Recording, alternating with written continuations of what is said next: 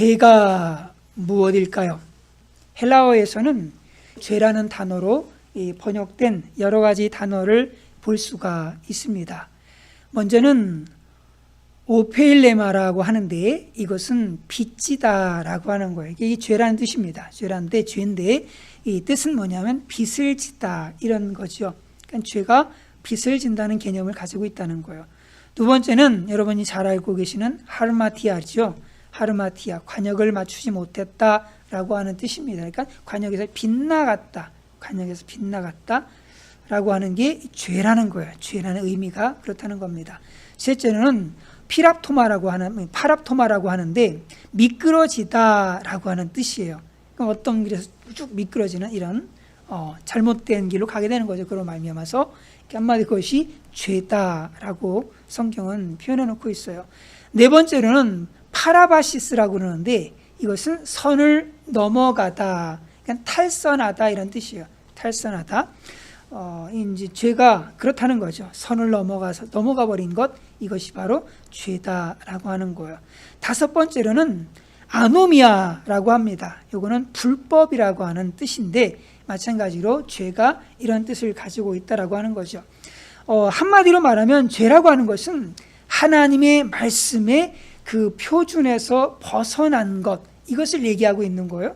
그리고 이 죄라고 하는 것은 성경에서 어떤 윤리적이나 도덕적인 개념으로의 죄를 얘기하는 게 아닙니다.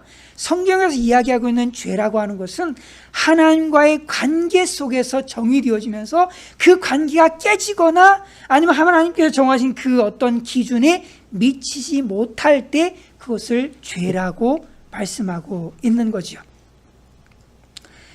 오늘 본문 말씀을 같이 한번 읽어보겠습니다. 시작. 우리가 우리에게 죄 지은 자를 사하여 준 것 같이 우리 죄를 사하여 주시옵고.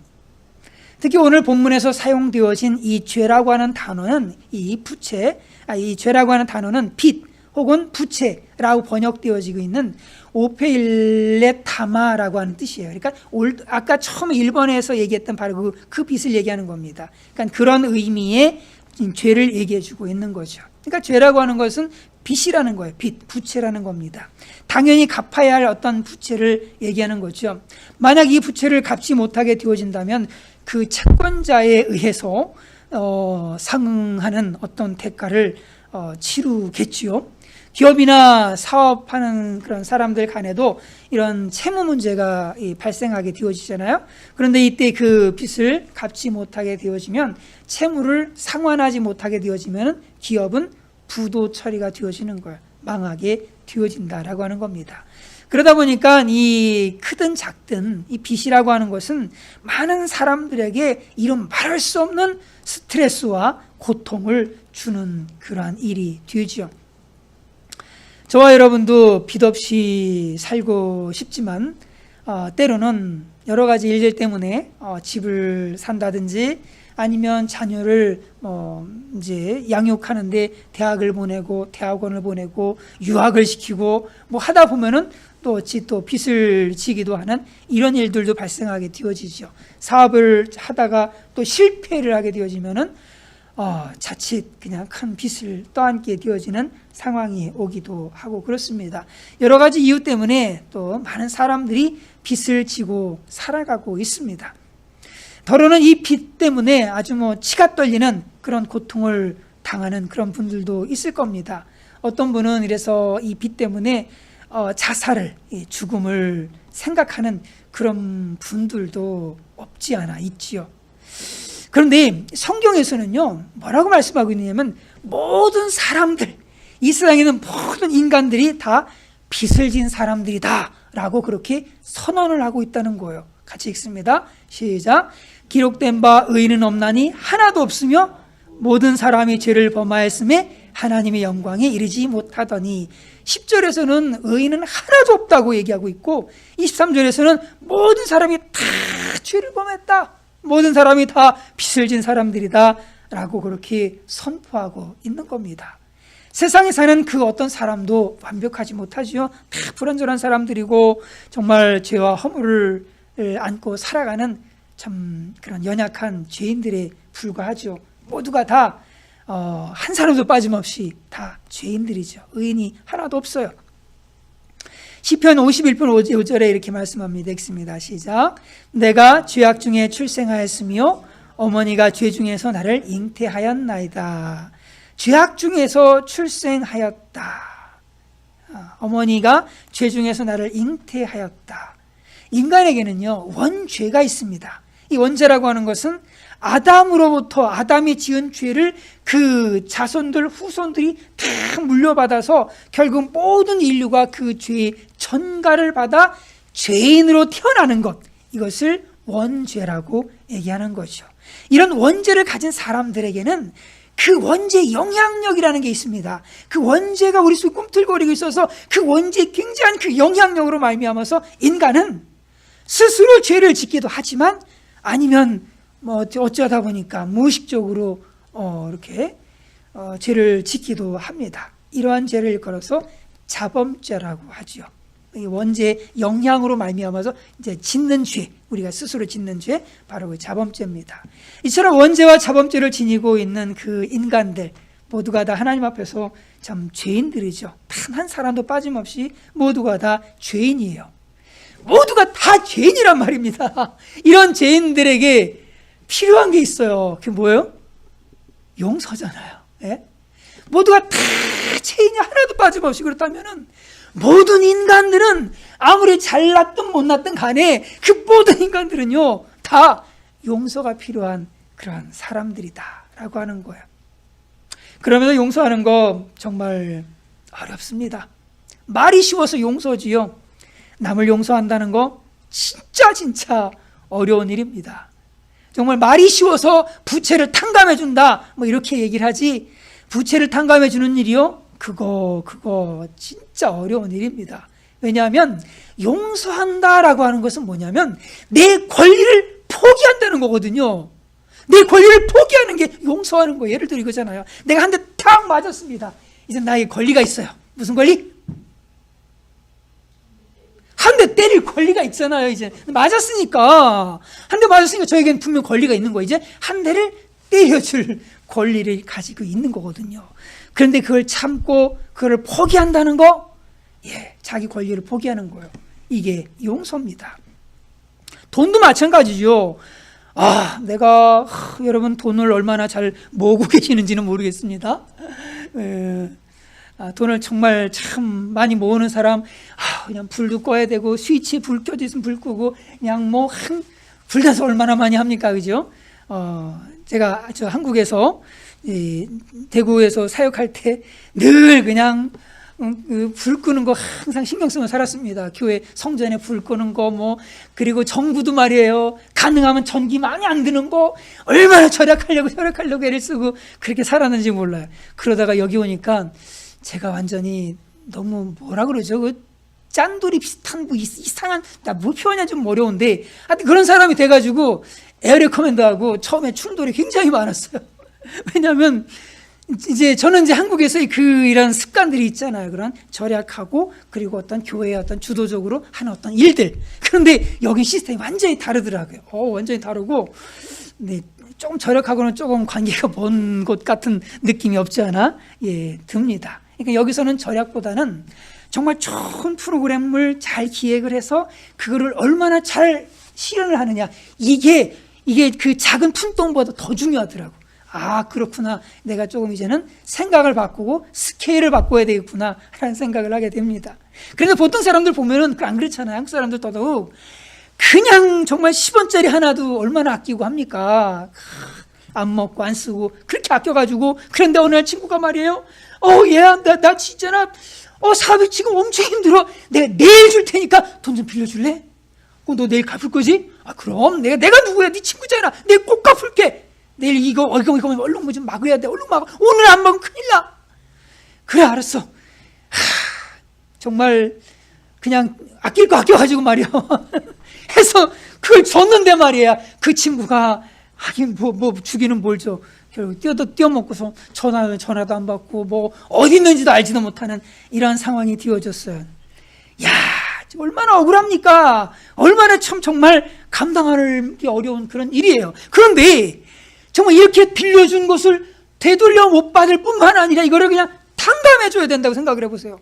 이거 자체 불가능한 거예요. 이거 어떻게 그렇게 해요? 그냥 저기 세계를 찾아다녀가지고 그냥 찾아가지고 멱살을 잡아 그냥 패대기를 치고 그냥 동네방네 소문내면서 욕을 다 먹이고 창피를 주고, 이래도 뭐 성이 안 풀릴 판인데 주님께서는 뭐라고 그러시느냐?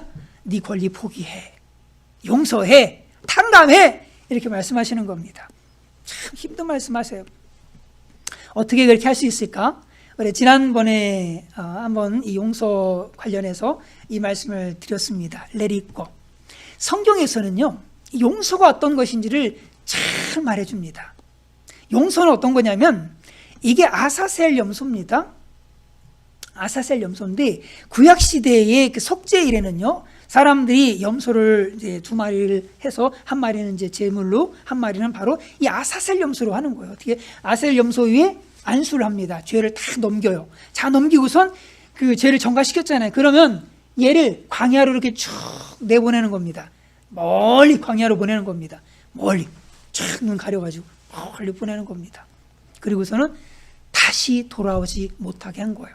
그럼 이 염소는 어떻게 되는 거예요? 저기 가가지고 뭐 거기서 그냥 뭐 무슨 밥이 되든지 죽는 거거든요. 죽는, 다시 못 들어오는 거예요. 용서가 뭐냐? 갔다가 안 돌아오는 거예요. Let it go 하는 거예요. 그냥 가게 하는 겁니다. 그냥 가게 해버리는 거예요.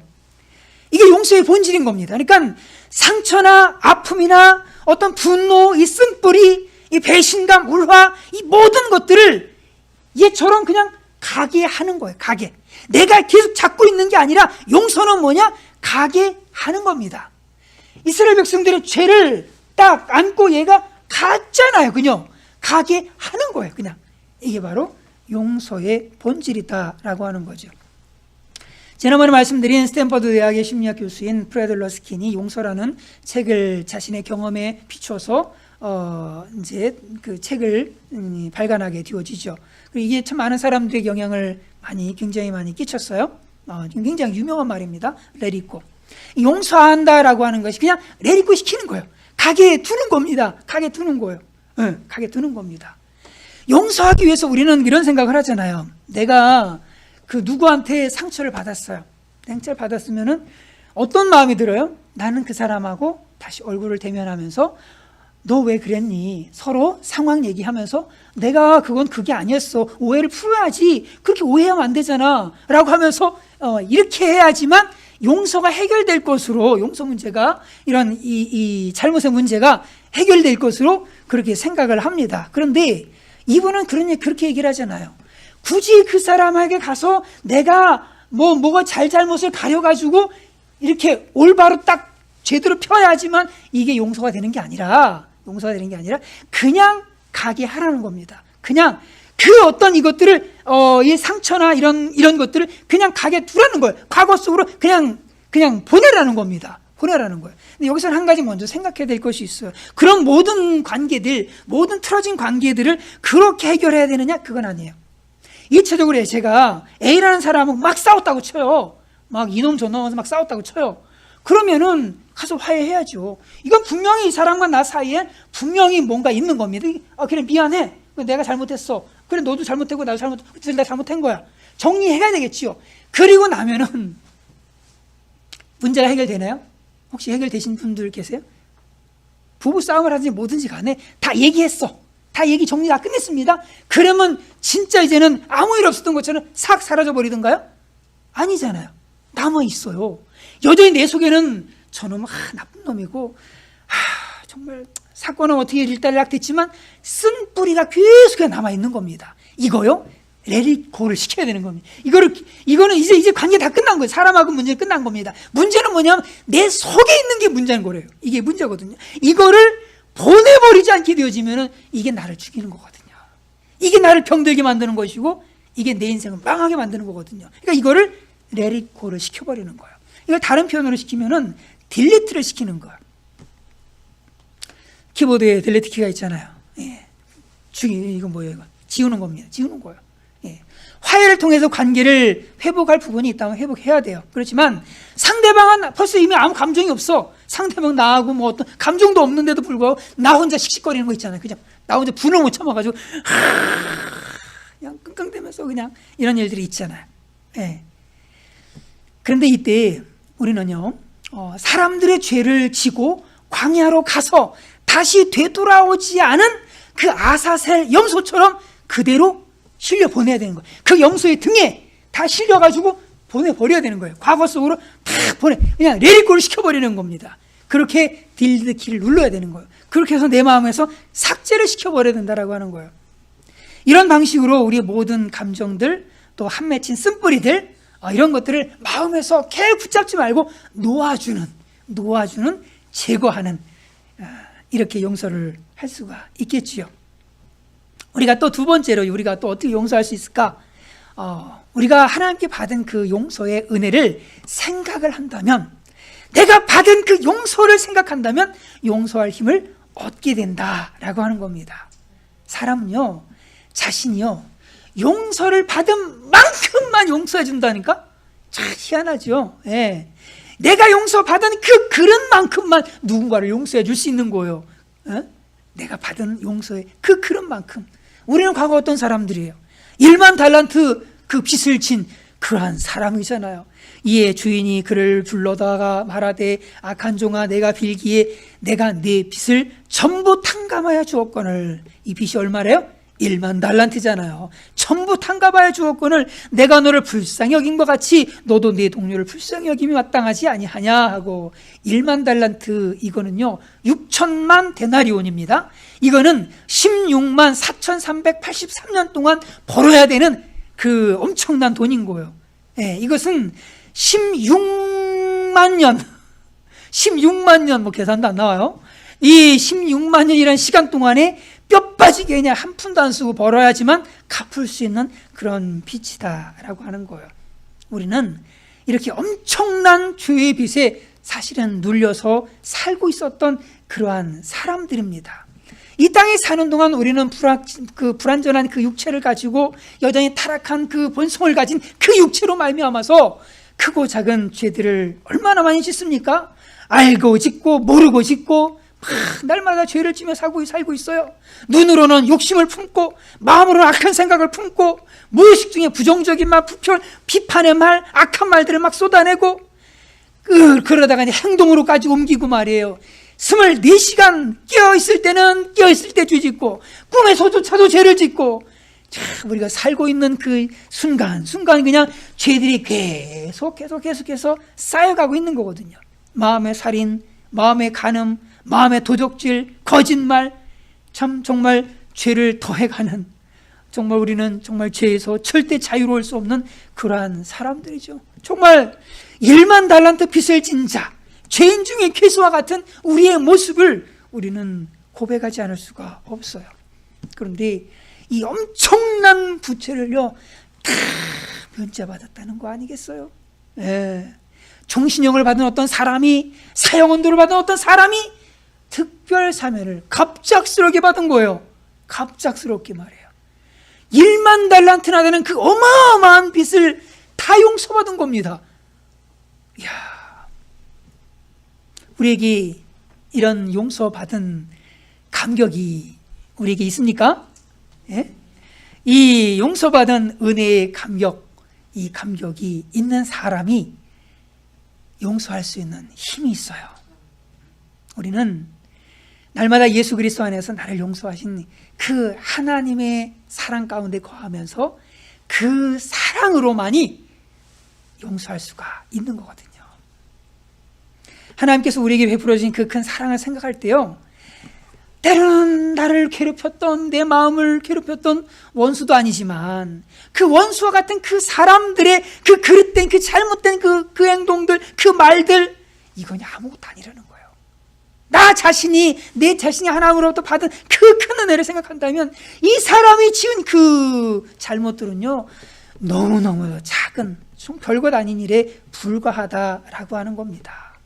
그러므로 우리가 서로의 죄를 용서해 주는 것, 서로의 빚을 탕감해 주는 것, 이거는요 어떤 그렇게 한다고 그래서 이게 어떤 의로운 행위가 아니에요. 의로운 행위가 아닙니다. 또 하나님 하라니까 마지못해서 해야 될 이런 일도 아니에요. 당연히 해야 되는 거예요. 당연히. 만약에 이 당연한 거를 하지 못하면 어떻게 될까요? 주님께서 뭐라고 말씀하신 줄 아세요? 이렇게 말씀하세요. 같이 읽습니다. 시작. 주인이 노하여 그 빚을 다 갚도록 그를 옥졸들에게 넘기니라. 너희가 각각 마음으로 형제를 용서하지 아니하면 나의 하늘 아버지께서도 너희에게 이와 같이 하시리라. 용서는요, 우리 마음의 상태나 어떤 감정적인 어떤 이런 상태에 따라서 어떤 선택할 수 있는 이 선택이 아니라 용서받은 자가 반드시 해야 될 의무가 뭐냐? 의무가 뭐냐? 바로 용서라는 거예요. 이거는 이 의무를 안 하면 이렇게 된다는 거예요. 용서받은 사람은 당연히 의무적으로 해야 된다는 거예요. 용서를. 그런데 그렇게 안 하면 빚을 다 갚도록 그를 옥졸들에게 넘기니라 이렇게 말씀하고 있는 겁니다. 그러므로 죄를 용서해 주십시오. 우리 하나님 앞에 기도하는 이러한 사람들은요, 반드시 하나님 앞에 먼저 제시해야 될 게 있어요. 그건 뭐냐면 우리가 서로 용서하는 그러한 모습인 거예요. 이때 주님께서도 우리를 기꺼이 그냥, 우리 얼마나 죄를 많이 씻습니까? 날마다 죄를 쌓아가고 있잖아요. 우리 주님께서 우리 원죄를 다 사하시고 다 용서해 주셨어요. 그럼에도 불구하고 우리는 날마다 우리 하나님을 슬프시 할 때가 얼마나 많고, 날마다 그 십자가 앞에 내려가서 그 십자가의 보혈로 우리를 덮어야 할 때가 얼마나 많습니까? 그런데 말이에요, 내가 여전히 용서하지 않는 이런 모습을 가지고 살아가게 되어진다면 주님께서 뭐라고 하실까? 얘야, 네 마음 안다. 그렇지만 너는 먼저 가서 용서하고 오너라. 이렇게 말씀하실 겁니다. 같이 읽습니다. 시작. 우리가 우리에게 죄 지은 자를 준 것 같이 우리 죄를 사하여 주시옵고. 또 읽습니다. 시작. 너희가 사람의 잘못을 용서하면 너희 하늘 아버지께서도 너희 잘못을 용서하시려니와 너희가 사람의 잘못을 용서하지 아니하면 너희 아버지께서도 너희 잘못을 용서하지 아니하시리라. 또 읽습니다. 시작. 서로 친절하게 하며 불쌍히 여기며 서로 용서하기를 하나님이 그리스도 안에서 너희를 용서하심과 같이 하라. 제가 용서라는 말씀을, 이 용서에 대한 말씀을 의외로 제가 지금 많이 전하고 있는 것 같습니다.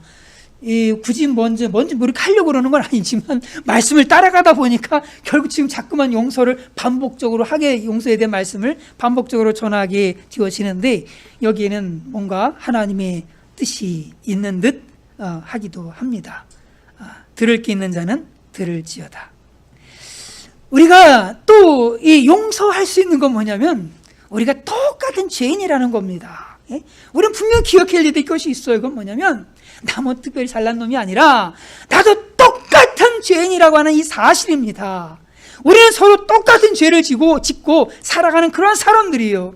누가 누구를 정죄할 정도로 의로운 사람이 없어요. 그렇게 잘난 사람이 없습니다. 모두가 다 날마다 죄를 지으면서 살아갈 수밖에 없는 그런 것이 우리의 실존이다라고 하는 거예요. 같이 읽습니다. 시작. 그러므로 남을 판단하는 사람아, 누구를 막론하고 내가 핑계하지 못할 것은 남을 판단하는 것으로 내가 너를 청지함이니 판단하는 내가 같은 일을 행함이니라. 이런 일을 행하는 자를 판단하고도 같은 일을 행하는 사람아, 내가 하나님의 심판을 피할 줄로 생각하느냐. 우리 중에 아무도요, 나는 깨끗해 라고 할 수 있는 사람이 아무도 없다라고 하는 거예요. 아무도 없다라고 하는 겁니다. 그러므로 우리는 서로를 용서하면서 그렇게 살아가는 것이 당연한 줄로 분명하게 믿습니다. 그럼에도 불구하고 용서를 안 하는 사람들을 이렇게 비유를 합니다. 같이 읽어볼까요? 시작. 누가 얘기하는 거예요? 똥 묻은 개가 겨묻은 개를 나무란다는 얘기가 있죠. 자기는 더 추한 모습을 하고 있으면서도 덜 추한 그 나무를 막 흉보는 겁니다. 아이고 참 그렇게 되냐? 넌 그렇게 하면 안 돼. 똑바로 살아야 돼. 니나 똑바로 해. 니나. 자기는 똥냄새가 나는데 말이에요. 그냥 겨묻은 사람 보고 그냥 이러쿵저러쿵 말이 안 된다는 거죠. 우리가 우리 자신의 실존을 진실되게 살펴보게 되어진다면요, 입을 다 닫아야 돼. 아무도 말할 수 있는 사람이 없다라고 하는 겁니다. 아무도 말할 수 있는 사람이 없는 거예요. 다만 우리에게 필요한 건 뭐냐? 서로를 이해하고 서로를 용서하면서 그렇게 살 수밖에 없는 그런 우리 자신들, 그런 자신을 고백하지 않을 수 없다라고 하는 겁니다. 그러므로 저와 여러분들 적극적으로 용서하는 삶을 살아야 할 줄로 분명히 믿습니다. 이 시간에 아직도 용서하지 못하는 그 누군가를 그 마음에 담고 계시는 분이 계십니까? 아직도 미워서 얼굴도 쳐다보기 싫은 그런 사람이 있습니까? 안 봐도 괜찮아요. 예, 안 봐도 괜찮습니다. 그런데 마음에서는 이렇게 쓴뿌리를 떨어내는 게 필요하겠죠. 주님께서는 이런 사람들을 용서하되 얼마씩 용서하라고요? 70번씩 7번이라도 용서하라고 그렇게 말씀하시는 겁니다. 린다 클링이라는 시인이 용서하지 않는 사람의 그 마음 상태에 대해서 다음과 같이 묘사를 하고 있어요. 굉장히 마음에 다가오는 얘기입니다. 내가 용서할 수 없는 그 사람, 이름만 들어도 내 가슴에 적개심의 불을 지르는 그 사람이 내 인생을 통제하는 바로 그 사람이라는 것이 너무도 이상하다. 아니, 내가 그 사람이 날 통제하고 있다라고 하는 거 지금. 해친 그를 내 마음의 집으로 내가 데려온다는 거예요. 데려온다. 그와 함께 시간을 보내요. 그는 내 생각들을 지배합니다. 그는 나에게 명령을 해요. 내가 미워하는 그 사람 말이에요. 그 사람과 시간을 보내고 그 사람이 내 생각을 지배해버리고 그 사람이 나에게 명령도 해요. 그 사람이 내 혀를 통치하고 내가 사랑하는 사람들에게도 채찍을 가하도록 자극한다. 그렇게 된다는 거예요. 내가 용서하지 않게 되면 그 사람이 그때부터 나를 통제하기 시작한다라고 하는 거예요. 내 마음속에 들어와 버린다는 거예요. 그래가지고 나와 함께 늘 시간을 보내요. 그리고 내 생각들을 그 사람이 다 지배해버려요. 그리고 나에게 명령도 합니다. 내 혀를 다스려가지고 막 지하고 싶은 얘기를 막 해버리는 겁니다. 나의 명령도 혀에 팍 얘기를 하고 말이에요. 이 그 말로서 또 사랑하는 사람들에게 막 상처를 주게끔 나는 그렇게 하고 싶지 않은데 내 원수가 내 안에 들어와서 그렇게 만들어버린다라고 하는 거예요. 그래서 정신과 의사인 맥밀란은 이렇게 얘기합니다. 어떤 사람을 미워하기 시작하는 그 순간부터 나는 뭐가 된다고요? 그 사람의 노예가 되고 만다. 너무 불쌍하지 않아요? 그런데요, 제가 경험해 보니까 이건 실제더라고. 정말 실제더라고. 용서하지 못하는 그 순간부터 나는 그의 노예가 되어버리는 거야. 내 머릿속에는 온통 그 사람으로 가득해. 아니, 내 속에 사랑하는 사람이 가득해야지. 싫어하는 사람이 내 마음에 가득해. 그냥 나를 통제해가지고 나를 그냥 분노를 일으키게 만들고 그 사람 노예가 되는 거예요. 우리가 용서하지 못하는 그런 그로 말미암아서 노예가 되지 말았으면 좋겠습니다. 용서로 우리는 용서하는 삶을 통해서 자유롭게 사는 그런 삶이 되기를 바랍니다. 용서하면은요, 축복을 3가지 말씀드릴게요. 간단하게. 용서하면은요, 기쁨이 회복이 됩니다. 우리 속에 기쁨이 회복이 돼요. 죄를 지면은 기쁨이 사라지잖아요. 그렇죠? 그런데 남을 용서하지 않아도요, 기쁨이 사라져요. 그 얘기는 무슨 얘기예요? 용서하지 않는 것 이퀄 죄라는 얘기야, 한마디로. 내 속에 기쁨이 사라져버려요. 그런데 마음에 용서한다? 그러면 다시 기쁨이 회복이 되어지는 겁니다. 그러니까 내 속에 내 기쁨이 너무 없어. 그러면은 살펴봐야 될 게 있어요.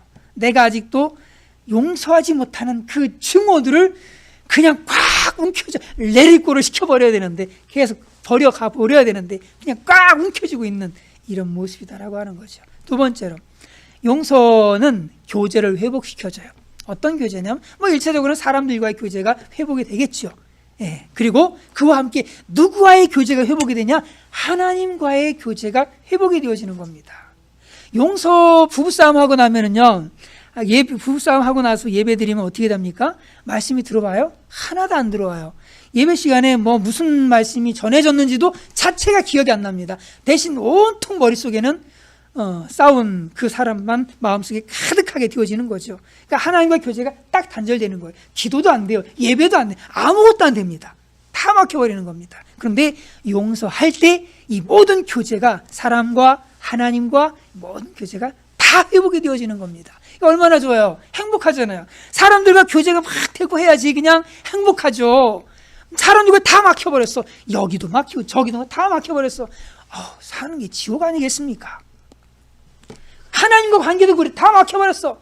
그래서 하나님의 말씀이 그냥 하나 들려오지도 않고 깨달아지지도 않고 이럽니다. 신앙생활이 행복하겠어요? 무미건조하고 답답하고 내가 왜 교회 가지? 이런 마음 안 들겠습니까? 교제가, 용서가 그만큼 중요하다라고 하는 거예요.